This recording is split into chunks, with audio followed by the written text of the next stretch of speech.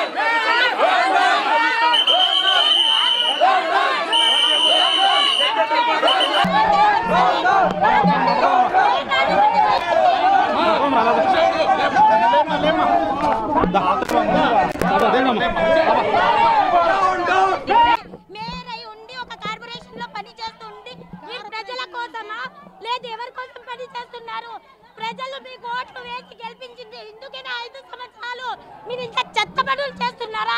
చెత్తతో కానీ వేస్ట్ పనులు చేసుకునే వాళ్ళే మీరు. మనం వచ్చి దగ్గులు వర్షాలతో అల్లాడిపోతున్నారు. ఎస్టీ కాలనీలో అయితే లెక్క లేదు వాళ్ళకు కసుబుడ్చాలు ఆడాలి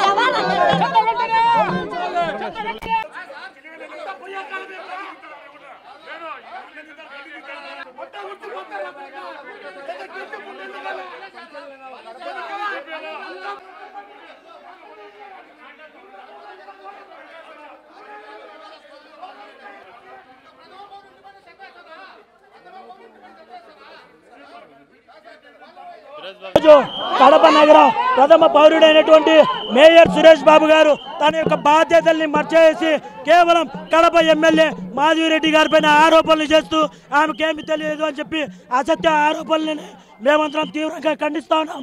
కడప నగర ప్రజలందరూ కూడా ఏరుకోరి ఎన్నుకునేటువంటి శాసనసభ్యురాలు ఈరోజు కడప నగరంలో పారిశుద్ధ్యం లోపించింది, తీయాల్సిన బాధ్యత మేయర్ పైన సంబంధిత కార్పొరేటర్ల పైన ఉందని చెప్పి మాట్లాడితే ఆమె పైన అసత్య ఆరోపణలు చేయడం అనేది బాధాకరం.